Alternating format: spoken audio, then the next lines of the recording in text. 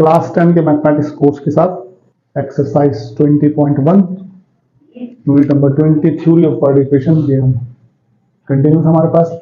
इसके अंदर हम शुरू के 5 सवाल कर चुके हैं पहले। आज हम क्वेश्चन नंबर 6 और 7 लास्ट 2 क्वेश्चन है एक्सरसाइज के 20.1 के, इनको सॉल्व करेंगे। क्वेश्चन नंबर 6 पहले लिखते हैं यहाँ पर, for what values of P and Q the roots of quadratic equation। ये इक्वेशन लीजिए, इसमें x square plus 2p minus 4x minus 3q plus 5 equals to 0 vanish. यहां पर सबसे इंपॉर्टेंट बात जो ये है वो ये है कि वैनिश का मतलब है कि ये दोनों चीजें जीरो हो जाएंगी, यानी कि क्वाड्रेटिक इक्वेशन रूट्स जो है वो जीरो आएंगे। वैनिश का मतलब ये है, तो जीरो किस वक्त आती है या वैनिश किस वक्त होती है, ये एक छोटी सी कंडीशन देख सकते हैं। बात सर ये है कि यहाँ पर जो इक्वेशन गिवन है उसके अंदर वो कह रहा है x square plus 2p minus 4x minus 3q plus 5 equals to 0। तो हियर ए आपके पास 1 है, बी आपके पास है 2p माइनस 4 एंड सी आपके पास है माइनस 3q माइनस 5, ये आपके पास सी है। ठीक है जी।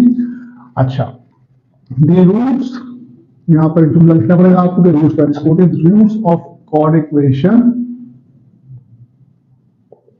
में वैनिश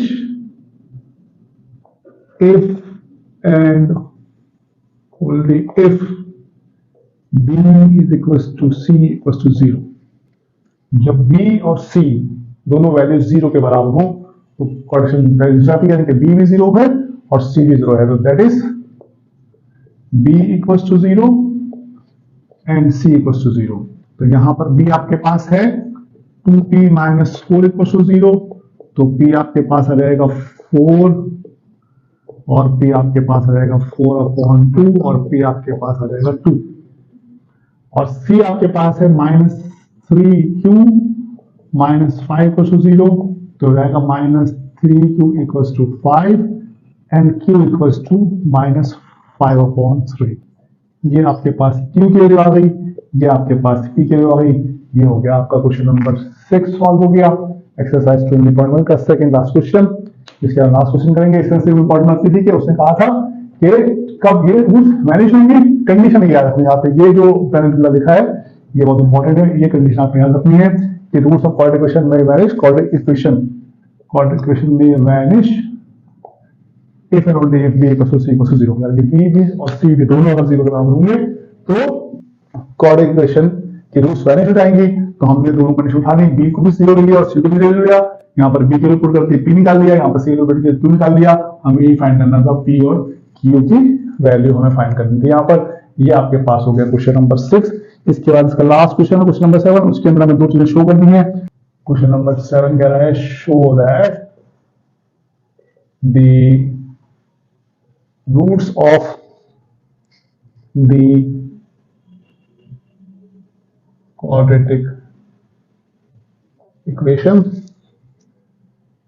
given by, ये है आपके पास equation x minus a into x minus b plus x minus b into x minus c plus x minus c into x minus a equals to 0 are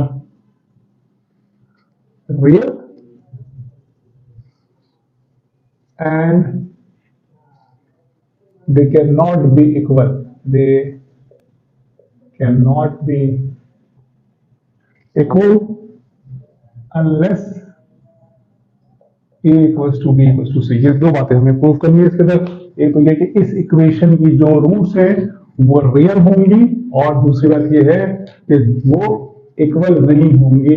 अगर इक्वल होंगी तो a और b और c तीनों बराबर होंगे तो equal होंगे। दे कैन नॉट इक्वल, जब तक के ये ए बी और सी बराबर होंगे वो इक्वल नहीं होंगी। ये दो बातें हमें शो करनी है। इसमें थोड़ी सी हमें थ्योरी बतानी पड़ेगी, जैसे कि इस चैप्टर के अंदर हम बताए गए क्वाड्रेटिक इक्वेशन की थ्योरी। तो सबसे पहले इसके अंदर जो काम हमें करना है वो ये है कि इक्वेशन बनी हुई नहीं है, क्वाड्रेटिक फॉर्म में इक्वेशन बनी हुई नहीं है, लिहाजा तो पहले हमें उसे स्टैंडर्ड फॉर्म में लाना पड़ेगा, क्वाड्रेटिक इक्वेशन को स्टैंडर्ड फॉर्म में लाना पड़ेगा।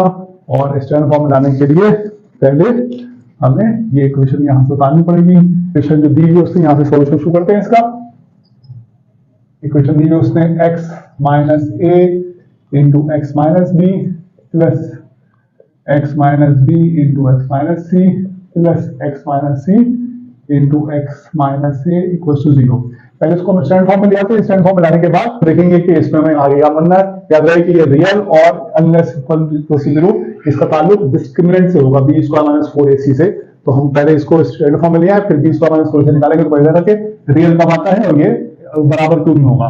देखिए आप इसको हम स्टैंडर्ड फॉर्म में लाने को करते हैं। ये बन जाएगा आपके पास x square minus a x minus b x plus a b, ये हो जाएगा x plus x square minus b x minus c x plus b c, हो जाएगा plus x square minus c x minus a x plus a c. ये आपके पास बन गया। इसको ब्रैकेट को खोल दीजिए, minus minus minus b x minus b x minus a x, ये हो जाएगा x square minus 2x minus 2bx plus a b, x square एक ये तीनों कर ले तो ये हो जाएगा 3x स्क्वायर माइनस ये ax और ये ax ऐड हो गया तो माइनस 2x हो गया, ये bx माइनस bx ऐड हो गया प्लस ये ऐसे आ गया, उसके माइनस का cx और ये माइनस का cx माइनस का 2cx हो गया प्लस का BC यहाँ से आ गया प्लस का AC यहाँ से आ गया तो 0 हो गया। अब इसकी हम कुछ शक्ल सही कर देते हैं। ये हो जाएगा बस 3x square minus 2ax minus 2bx minus 2cx और आगे हमारे पास है प्लस का AB प्लस का BC और प्लस का AC इक्वल टू 0, यानी कि ये हो गया हमारे पास 3x स्क्वायर माइनस 2 कॉमन ले लिया और बन गया आपके पास a plus b plus c minus 2 अपने कॉमन ले लिया, ये a हो गया, ये प्लस b हो गया प्लस c हो गया और ये तीनों x के बराबर हैं और ये आपके पास प्लस करके हमने इसको एक ब्रैकेट में लिख लिया। तो आपको ये पता चला कि अब हम कह सकते हैं कि हियर इस इक्वेशन में a मेरे पास 3 है, b मेरे पास minus 2 into a plus b plus c है और c मेरे पास a b plus b c plus a c है। तो now we find discriminant that is b square minus 4ac, जिसको हम डेल्टा भी कहते हैं। तो हम डेल्टा यहाँ पर फाइंड कर लेते हैं कि डेल्टा बराबर आ जाएगा b स्क्वायर माइनस 4ac, ये b स्क्वायर माइनस 4ac मैंने लिखा और डेल्टा बराबर आ गया b मेरे पास आ रहा है minus 2 into a plus b plus सी और माइनस 4 a मेरे पास है 3, c मेरे पास है a b plus b c plus a c, ये मेरे पास आ गया 4ac। उसके बाद मैं इसको सॉल्व करूं फर्दर तो ये बन जाएगा मेरे पास delta equals to 4 into a plus b plus c का whole square minus 4 into 3ab plus 3bc plus 3ac। मैंने इस को सिंप्लाई किया, 4 मल्टीप्लाई किया, 4 को मल्टीप्लाई ना करने के लिए कि मैं 4 को यहाँ कॉमन ले लूंगा और 4 को कॉमन लेने के बाद मेरे पास जो मामला बचेंगे वो बचेंगे a plus b plus c का whole square minus 3ab plus 3bc plus 3ac और इसको मैं फर्दर से सॉल्व करूंगा। इसको मैं फर्दर सॉल्व करूंगा तो मेरे पास डेल्टा बराबर आ जाएगा 4, ये ऐसे रहेगा, ये ब्रैकेट खुलेगा फॉर्मूले से और वो ब्रैकेट माइनस से खुल जाएगा, ये हो जाएगा आपके पास a square plus b square plus c square plus 2ab plus 2bc plus 2ac और फिर आगे माइनस 3ab माइनस 3bc और माइनस 3ac, ये आपके पास बन गया ब्रैकेट। अब इसको मैं फर्दर सॉल्व कर लेता हूं। ये मेरे पास डेल्टा की वैल्यू आ गई,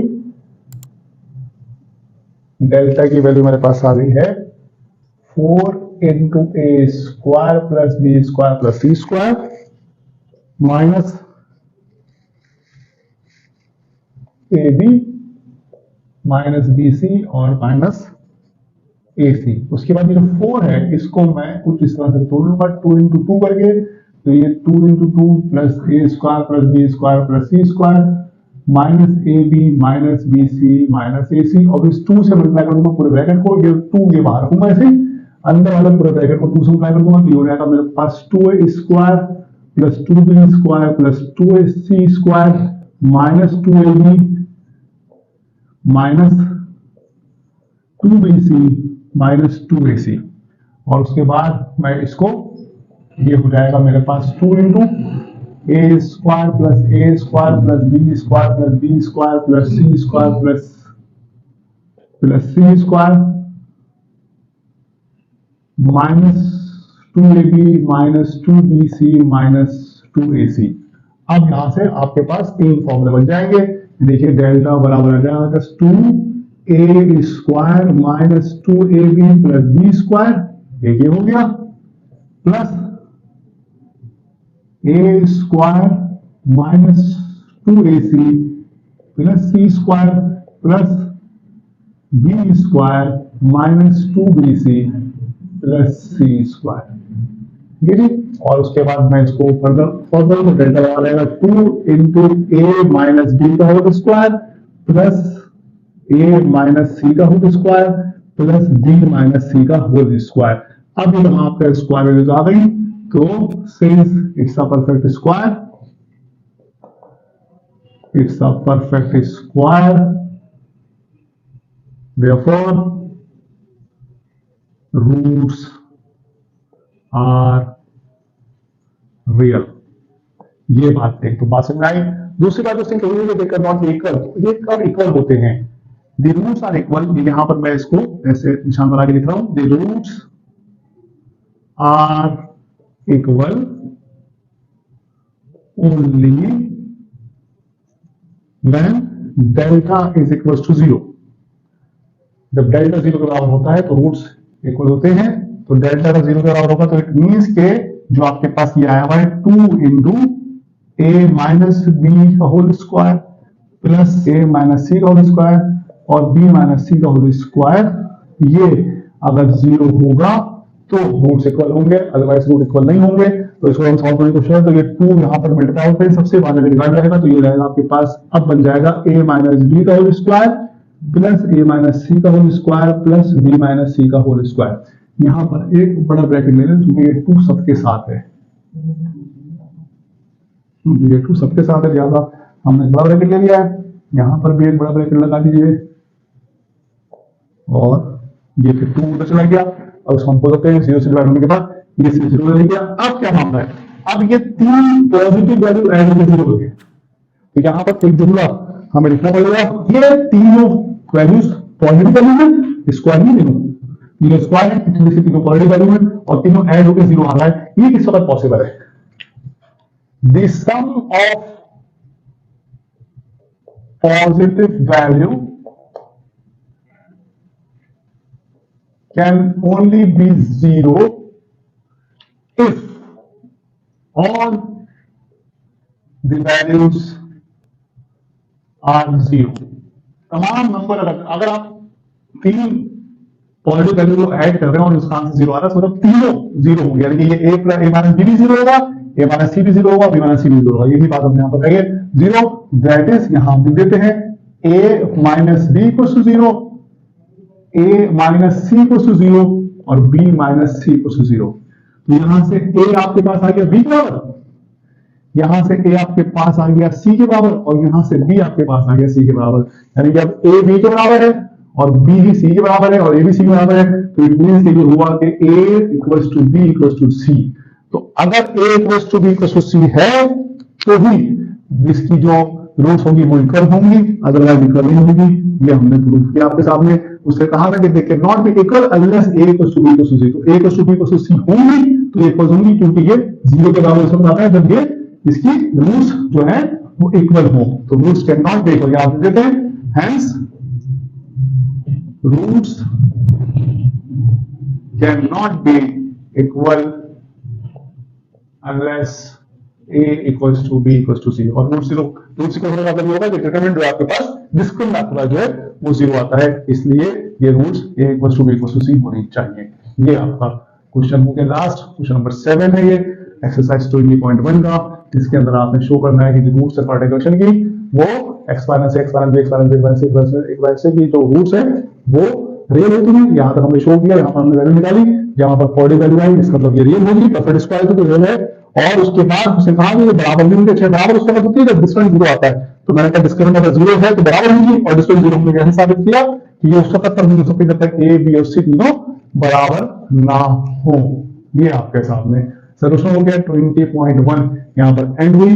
20.1 के हमने तमाम सवाल कर लिए हैं और ये क्वेश्चन नंबर आखिरी दो क्वेश्चन थे, क्वेश्चन नंबर 6 और 7 ये भी सॉल्व कर दिया है। इसके आगे फिर हम 20.2 शुरू करेंगे, लेकिन 20.2 से पहले हम कुछ चीजें और पढ़ेंगे, जो थ्योरेटिकल चीजें पढ़ेंगे थोड़ी, फिर एक्सरसाइज शुरू करेंगे।